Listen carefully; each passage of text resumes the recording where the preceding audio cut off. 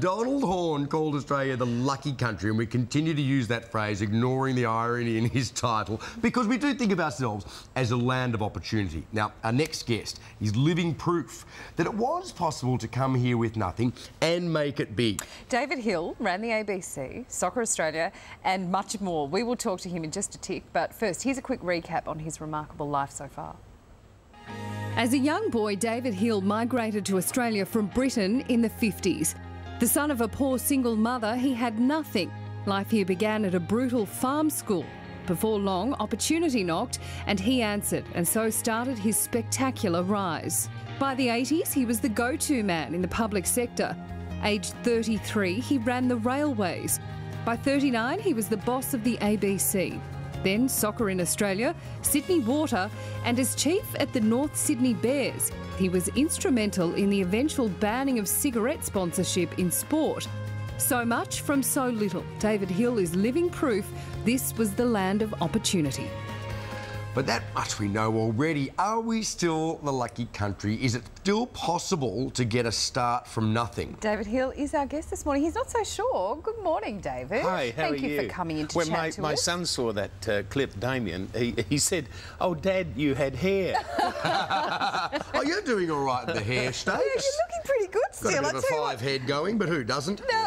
Now listen, how was it that you came from technically nothing to live the life that you have lived? Well, I think, as you've suggested, I mean, Australia was, if it isn't now, the great land of opportunity. The idea that a kid from a very poor, lower working class background in England could become the chairman of the BBC or the chairman of British Rail, it's never happened. And yet you can come here and it happened. And it's because the opportunities were here. I think Australia, probably not as much now, but then I was one of the beneficiaries of a fantastic equal opportunity system in Australia, and terrific educational opportunities. Well, this is the thing. People always talk about the self-made man, or, you know, the self-made millionaire. We hear a lot about these days, and we look at them as some sort of, you know, pop culture icons because they make a lot of money. But there's no such thing, really. It's the fertile ground in which you fall. I came here and left school at 15,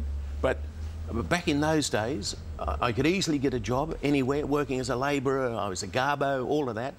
Put myself back into tech college, which was very cheap. So I was able to work, able to go and get a scholarship to university. There were heaps of scholarships, and then university was free. All that's gone. I think Australia is a far less equal place now. But you're obviously a very clever guy. I mean, do you think you would have been as successful in a different environment? Not in England, no. I think the social rigidities are such that people from a very poor working class background have never made it to be the chairman of the BBC or the chairman of British Rail. I can come here and become the chairman of the ABC, as I did, and the chairman of Australian Railways, as I did. But I doubt very much even today you could do that in England. But I think Australia's a less egalitarian place than it was. I think affluence, aspiration, I think there's been a shift in focus to people looking after themselves and their kids, and a lesser generosity of spirit, a less of a commitment to the great Australian egalitarian ideal. So I think it'd be harder for a kid from my background now than it was for me. You know, I really was part of the golden age of Australia. Right. Yes, and speaking of the golden age, what do you think we need to do to recapture that? Public educational opportunity. I think Labor and Coalition alike over the last 30 or 40 years have been reducing their commitment. This is what this recent Gonski report is all about. He's saying to restore what's needed in our public education system to provide all those opportunities that I had is going to cost another $5 billion, which is really the amount of money that's been pulled out of public education over many, many years. Yeah, right. Now, at 55, David, you've become a father for the first time. That's right. You've also recently written another book.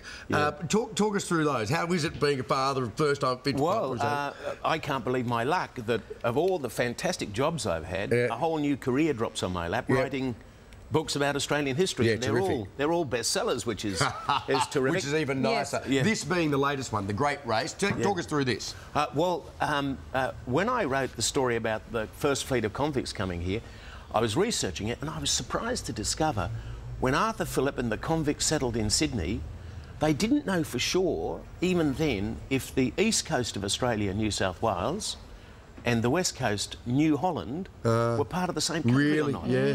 And it was more than another decade before the French sent out Nicolas Baudin and the English sent out Matthew Flinders. Yes. And these two were on the same quest to explore the remaining unknown coast of Australia and produce the first complete map of the continent of Australia. Now, Flinders was the first to circumnavigate, right? That's what every kid in Australian schools is taught, but But no. he wasn't. No. Baudin was. 10 years before both of Baudin and Flinders, a guy called d'Entrecasteaux, who was sent to find La Perouse, who went got missing, lost, who yes. got Oh, I was lost. going to say, it's just near the And, airport. and He sent to walk his dog off the leash. d'Entrecasteaux went from Tasmania right around and ended up back in Tasmania about 10 years before Flinders. But I think we've written the French out of Australian history. Yeah. The French contribution to the exploration of Australia is a fantastic story, which is part of what this book deals Terrific. with. Incidentally,